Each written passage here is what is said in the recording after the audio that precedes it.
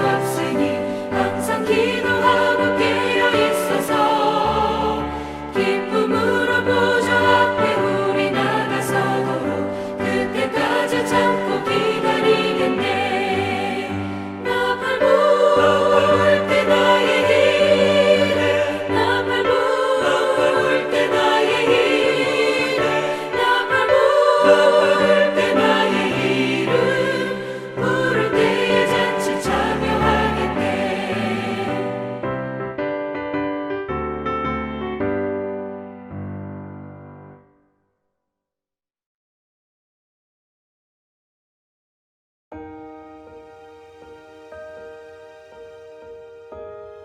형제들아, 자는 자들에 관하여는 너희가 알지 못함을 우리가 원하지 아니하노니 이는 소망 없는 다른 이와 같이 슬퍼하지 않게 하려 함이라.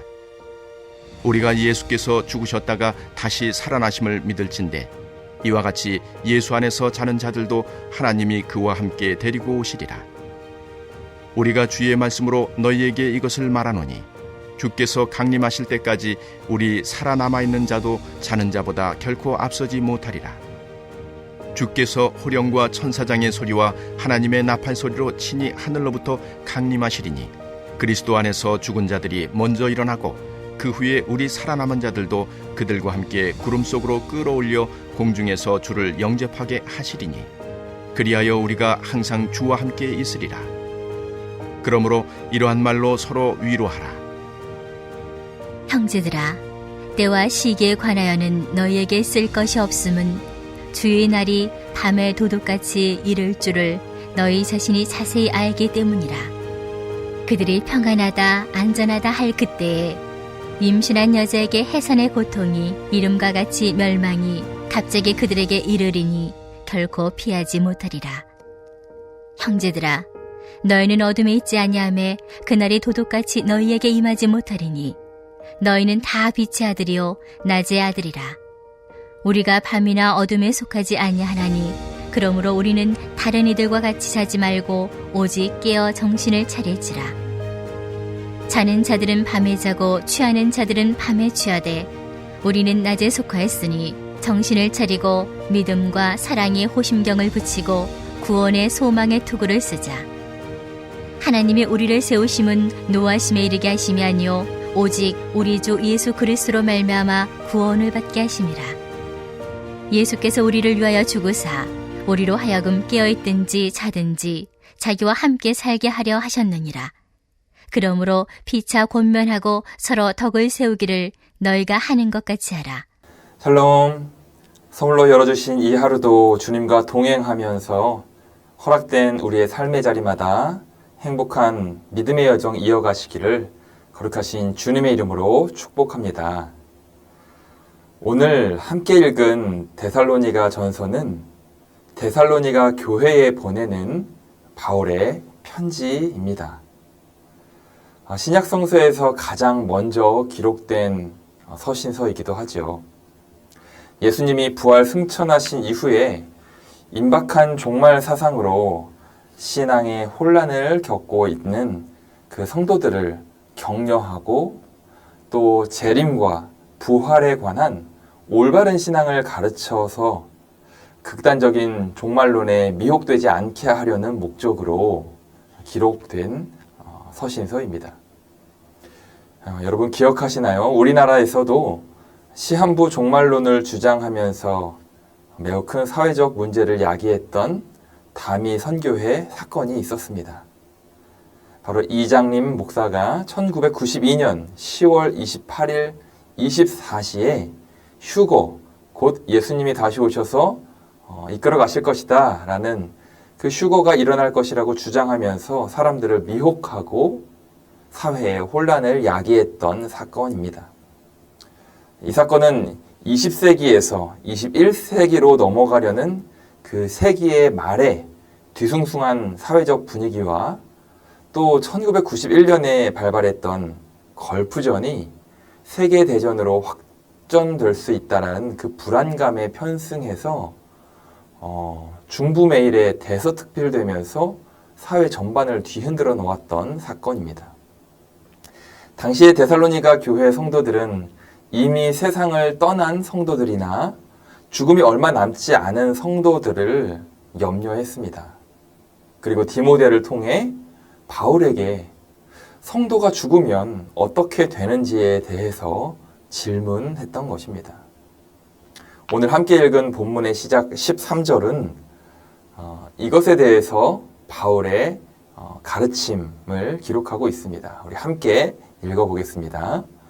형제들아, 자는 자들에 관하여는 너희가 알지 못함을 우리가 원하지 아니하노니 이는 소망 없는 다른 이와 같이 슬퍼하지 않게 하려 함이라. 아멘. 바울은 이어서 예수 안에서 자는 자들도 하나님이 그와 함께 데리고 오시리라 라고 말하는데, 이것은 복음을 믿고 죽은 사람은 부활하고 승천하신 예수님과 함께 있다는 의미입니다. 바울은 또한 살아서 예수님의 다시 오심을 보는 사람이 그 전에 죽은 사람보다 앞서지 못한다 라고 말했는데요. 이렇게 함으로써 오히려 먼저 죽은 사람들이 우선순위를 갖는다라고 그 당시에 데살로니가 교회의 사람들에게 가르쳤던 것입니다. 예수님의 강림 때 먼저 죽은 자들이 일어나고 그 후에 살아남은 자들도 함께 구름, 즉 하나님의 영광 안으로 들어가서 주님을 영접하게 될 것이니, 먼저 죽은 자들이 살아서 주님의 재림을 보는 자들보다 결코 더 못한 영광을 누리는 것이 아니라 그 먼저 죽은 자들도 분명히 주님의 영광을 누린다라는 것을 분명히 가르쳐 주었던 것입니다.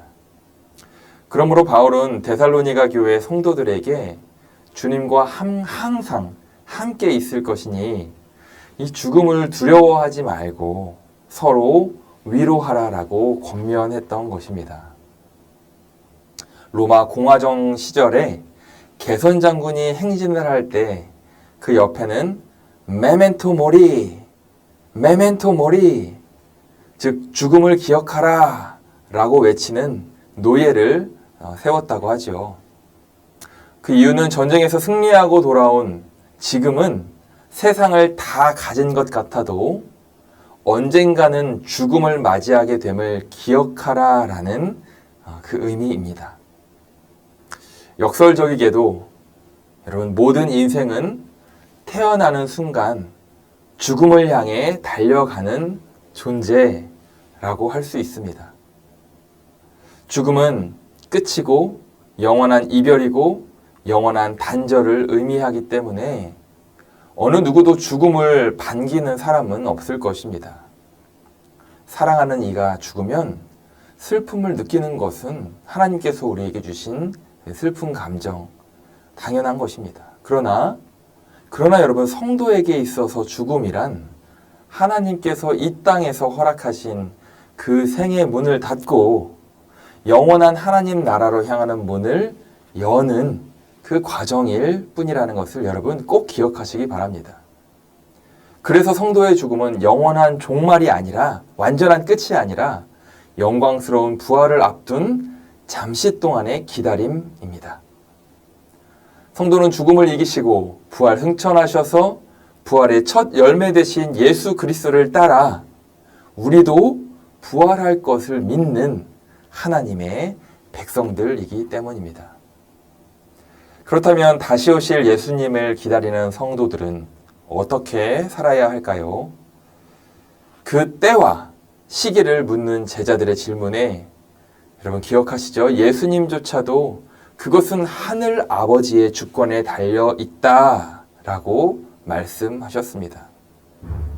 그러므로 우리는 하나님의 주권적 역사는 하나님께 오롯이 맡겨드리고 하나님께서 오늘 우리에게 허락하신 이 하루하루의 삶에서 맡겨진 사명을 성실하게 감당하는 하늘나라의 청지기로서의 삶을 살아내야 하겠습니다.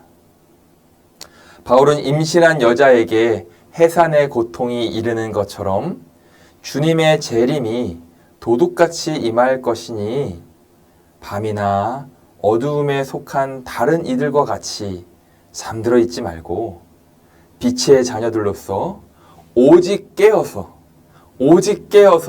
정신을 차리라고 가르쳤습니다. 사랑하는 여러분, 바울은 개인의 죽음, 즉 개인의 종말과 또 그리스도의 재림, 즉 이 세상의 종말에 대해서 오늘 본문 10절과 11절에서 이렇게 결론 짓습니다. 예수께서 우리를 위하여 죽으사 우리로 하여금 깨어있든지 자든지 자기와 함께 살게 하려 하셨으니 이 문제 때문에 흔들리지 않도록 피차 권면하고 서로 덕을 세우기를 너희가 하는 것 같이 하라. 데살로니가 교회 성도들이 하는 것 같이 하라. 바울은 미래의 죽음을 현재로 끌어와서 살았던 사람입니다. 그래서 이제는 내가 사는 것이 아니요 오직 내 안에 그리스도께서 사신다. 그리고 나는 날마다 죽노라 라고 고백할 수 있었던 것입니다. 바울은 늘 언젠가 마주할 자신의 죽음과 주님의 재림에 대한 소망을 품고 살았던 사람입니다.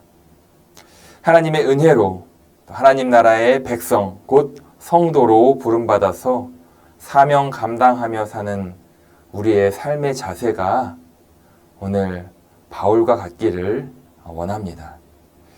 우리가 언젠가 마주할 죽음도 또 주님께서 이루실 재림도 하나님의 주권에 온전히 맡겨드리면서 다만 우리는 오직 깨어있는 신앙으로 오늘 이 하루도 주님과 동행하며 행복한 믿음의 여정 이어가시기를 거룩하신 주님의 이름으로 간절히 축원합니다. 이 시간 함께 기도하겠습니다. 먼저 기도할 제목은 우리가 언젠가 마주할 죽음도 그리고 주님께서 이루실 재림도 하나님의 주권에 온전히 맡겨드리며 다만 오직 깨어있는 신앙으로 이 땅에서부터 주님과 영원히 동행하는 삶을 살게 하옵소서. 두 번째로 기도할 제목은 진행 중인 베데스다 장애인 여름 수련회를 통해서 절망하던 영혼들이 소망으로 다시 일어서는 생명 살림의 역사를 이어가게 하옵소서. 우리 함께 기도하겠습니다.